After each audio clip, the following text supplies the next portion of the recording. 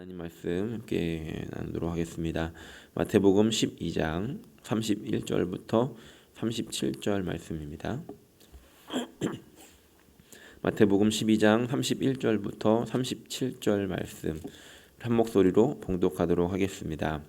그러므로 내가 너희에게 이르노니 사람에 대한 모든 죄와 모독은 사하심을 얻되 성령을 모독하는 것은 사하심을 얻지 못하겠고 또 누구든지 말로 인자를 거역하면 사하심을 얻되 누구든지 말로 성령을 거역하면 이 세상과 오는 세상에서도 사하심을 얻지 못하리라. 나무도 좋고 열매도 좋다 하든지 나무도 좋지 않고 열매도 좋지 않다 하든지 하라. 그 열매로 나무를 아느니라. 독사의 자식들아, 너희는 마음이 악하니 어떻게 선한 말을 할 수 있느냐? 이는 마음에 가득한 것을 입으로 말함이라. 선한 사람은 그 쌓은 것에서 선한 것을 내고 악한 사람은 그 쌓은 악에서 악한 것을 내느니라.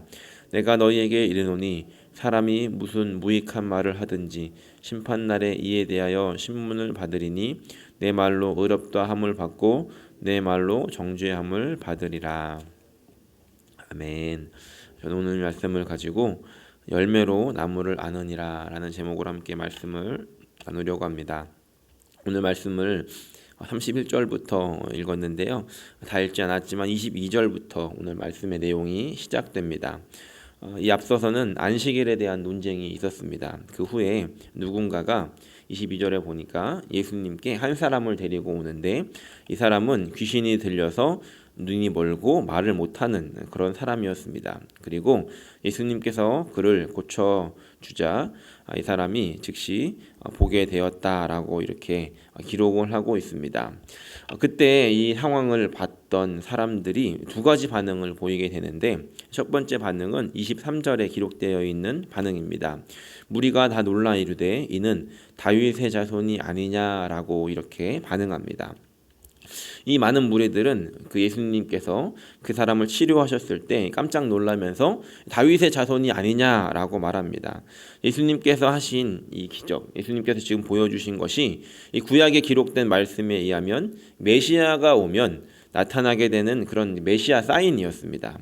그래서 이 사람들이 지금 반응하는 것은 그 현상을 보고 이것이 메시아 사인인데 하면서 저 사람 메시아였어? 라고 이렇게 반응하는 그런 모습입니다. 물론 이들 중에서 예수님을 보고 저 사람이 메시아였어 라고 말했지만 얼마나 예수님을 믿게 되었는지 알 수는 없습니다. 하지만 적어도 그 기적을 보고 이것이 메시아 사인이구나 라고 하는 것은 이들이 깨달을 수 있었다는 것입니다. 그리고 나서 또 한 부류의 사람들이 있었는데 24절에 기록되어져 있는 말씀입니다. 바리새인들은 듣고 이르되 이가 귀신의 왕 바알세불을 힘입지 않고는 귀신을 쫓아내지 못하느니라 라고 합니다. 이런 내용입니다. 지금 귀신을 잘 쫓아내는 걸 보니까 저 사람은 귀신의 왕이구만 이렇게 반응했다는 것이죠. 여러분들 한번 생각해 보았으면 좋겠습니다. 바리새인들이 메시아가 오면 일어나게 될 일들에 대해서 잘 알았을까요? 몰랐을까요? 아마 거기에 있었던 무리들보다 더 많은 것들을 알고 있었을 것입니다. 지금 이 무리들조차도 예수님을 보며 저 메시아 사인이라고 지금 알고 깨달았는데 이 바리새인들은 그들보다 훨씬 더 많이 알고 있었음에도 불구하고 이들의 반응은 저 인간은 귀신의 왕이야 라고 말하고 있더라는 겁니다. 왜 이러는 걸까요?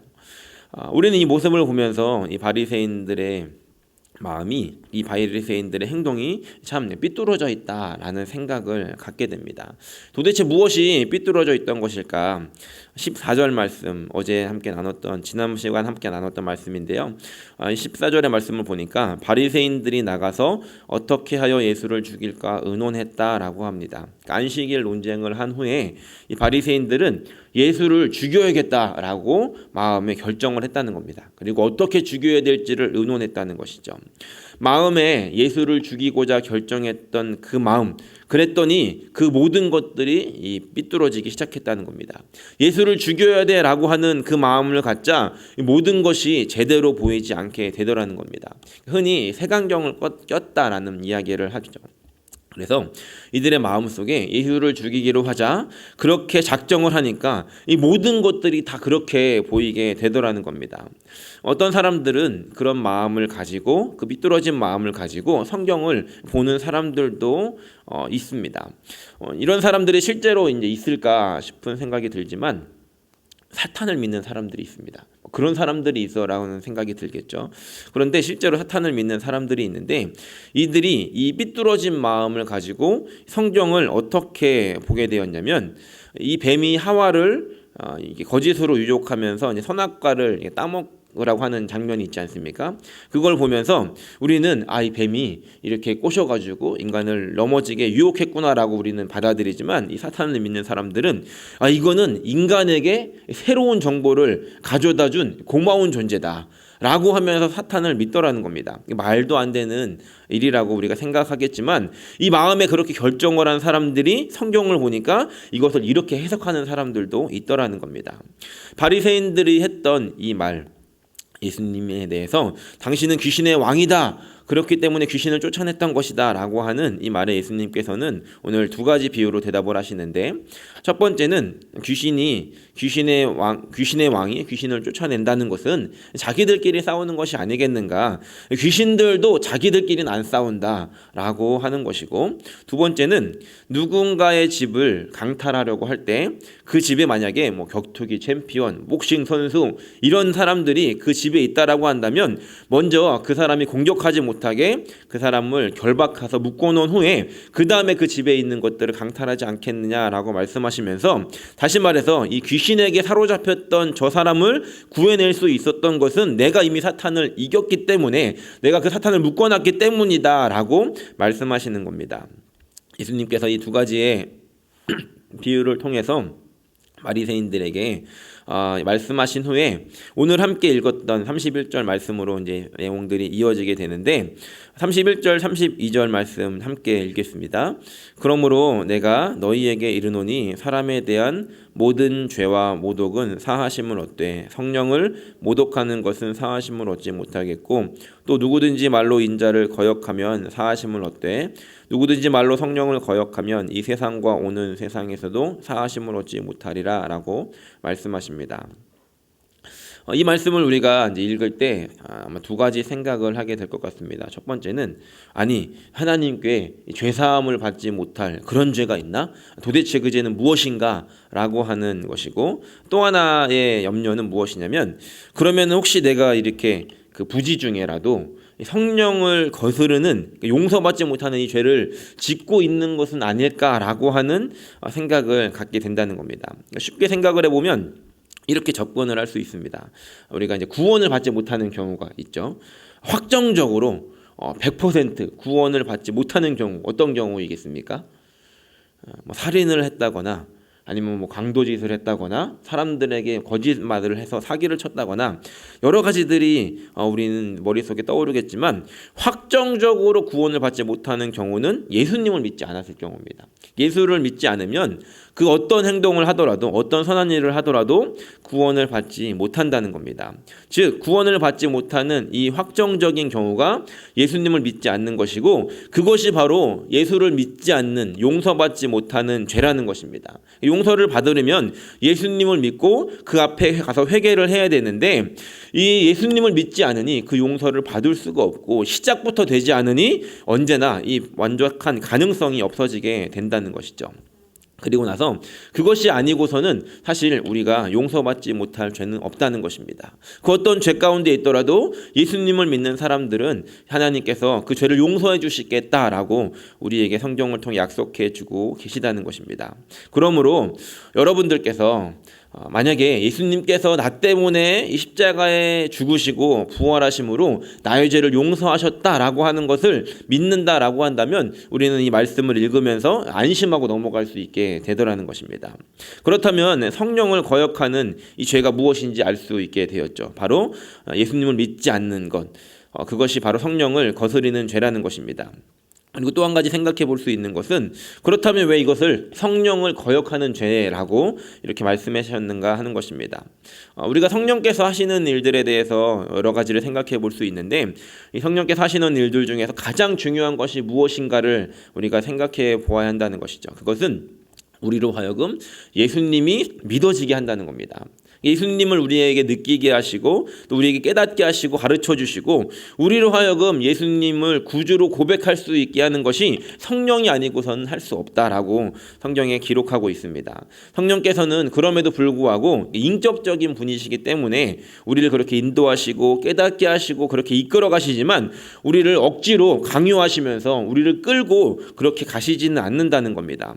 그렇기 때문에 우리 안에 성령께서 그렇게 우리를 감동하시고 이끄시고 우리를 컨트롤해 주실 때 예수님을 믿을 수 있도록 모든 환경들을 다 우리에게 허락해 주셨을 때 우리로 하여금 그 예수를 믿게 해주시려는 성령님을 거역하면 결국은 사하심을 얻지 못하게 되더라는 것입니다. 오늘 말씀에 이런 말씀들을 다 한 후에 예수님께서 이제 이 말씀을 통해서 가르치고자 하시는 것이 있었습니다. 그것은 무엇이었는가? 바로 이 바리새인들의 이 마음이 삐뚤어져 있었기 때문에 예수님을 거절했다라고 하는 그런 내용입니다. 28절 말씀을 보니까 예수님께서 성령을 힘입어 귀신을 쫓아내는 것이다 라고 말씀하셨는데 그렇게 예수님께서 이 메시아임을 보여주셨음에도 불구하고 이 바리새인들의 삐뚤어진 마음이 그것을 사실 그대로 믿지 못하게 했다는 것입니다. 다시 말해서 마음에 무엇이 자리 잡고 있는지가 우리가 무엇을 받아들이는지를 결정하게 되고 그것이 우리의 영과 우리의 육의 양식이 되어서 결과적으로 열매로 나타나게 되더라는 것입니다. 34절과 35절 말씀을 우리 함께 좀 읽어보겠습니다. 독사의 자식들아 너희는 마음이 악하니 어떻게 선한 말을 할 수 있느냐 이는 마음에 가득한 것을 입으로 말함이라. 선한 사람은 그 쌓은 곳에서 선한 것을 내고 악한 사람은 그 쌓은 곳에서 악한 것을 내느니라. 아멘. 오늘 말씀이 이렇게 정리되어지는 것 같습니다. 우리의 말과 행동은 우리의 마음에 무엇이 있느냐에 따라서 결정되어지고 열매로 나타난다는 것입니다. 바리새인들의 마음에 있었던 그 마음은 결국은 예수님을 귀신의 왕으로 보게 했다는 것이고 결국 우리의 마음도 마찬가지로 우리의 마음에 무엇이 있는지에 따라서 우리의 행동, 우리의 말이 결정되어져서 결국은 그것이 열매로 나타나게 되더라는 것입니다. 그렇다면 오늘 이 말씀을 통해서 우리가 한 가지 생각하고 다시 한번 돌아보아야 하는 것이 무엇이냐면 내 안에 그렇다면 이 내 마음 안은 어떤 것이 있느냐 하는 것입니다. 내 안에 예수의 마음이 있는가? 내 안에 이 마음이 성령의 인도하심을 받고 성령을 따라가고 있는가 하는 것입니다. 우리 안에 하나님의 마음이 있고 성령의 인도하심이 우리 마음속에 가득하다라고 한다면 우리의 삶은 우리의 발걸음은 그 걸음이 지나간 자리에는 성령의 열매들이 맺혀지게 된다는 것입니다. 우리가 흔히 말하는 성령의 9가지 열매가 있죠. 이 9가지 열매는 성령께서 우리 안에 일하실 때 우리가 그 성령을 따라갈 때 우리의 마음에 성령으로 충만하게 될 때 맺혀지는 자연스러운 열매라는 것입니다. 그러니까 우리가 어떤 열매를 맺기 위해서 노력을 하는 것이 아니라 우리가 성령을 따라가다 보면 성령께서 내 안에 내 마음 안에 있는지를 우리가 계속해서 확인하며 그것의 마음을 가지고 달아가다 보면 자연스럽게 열매는 맺혀지게 되더라는 것입니다. 나무들은 열매를 맺기 위해서 존재하는 것 같지만 사실 그 나무가 가장 힘쓰는 것은 내가 잎으로부터 뿌리로부터 양분을 받고 내가 그 줄기에 붙어 있는가에 더 힘쓰다 보면 결국에는 그 나무의 가지의 끝에 열매가 맺혀지게 되더라는 것이죠. 그렇다면 우리가 오늘 이 말씀을 통해서 다시 한번 생각해 보아야 하는 것은 우리의 마음이 과연 바른가? 우리의 마음은 그 바른 인도함을 받고 있는가? 하나님의 말씀으로 충만하며 성령으로 충만한가? 라는 것을 우리가 돌아볼 수 있어야 한다는 것입니다. 우리의 마음을 우리가 다시 한번 돌아보는 아침이 되기를 소원하고 만약에 내 마음이 잘못되어 있다라고 한다면 우리가 성경을 보던 설교를 듣던 오늘 이 바리새인들과 같이 전혀 이상한 열매를 맺히게 될 수 있다는 것을 기억하면서 오늘 이 시간에 우리가 함께 기도할 때 하나님 오늘 나의 마음속에 무엇이 있는지 오늘 나의 마음은 무엇에 다스림을 받고 컨트롤을 받고 있는지 하나님 보여주시고 내 안에 잘못된 마음을 가지고 있었다라고 한다면 내 마음에 잘못된 마음으로 잘못된 눈을 가지고 세상을 바라보며 나의 발걸음이 잘못된 열매를 맺고 있었다라고 한다면 하나님 나의 마음을 바꿔주시고 나의 삶을 바꿔주셔서 하나님께서 원하셨던 성령의 아름다운 열매들이 맺혀지는 삶을 살게 해주십시오라고 함께 기도하며 나아가는 복된 하루가 되시기를 예수님의 이름으로 간절히 축원합니다.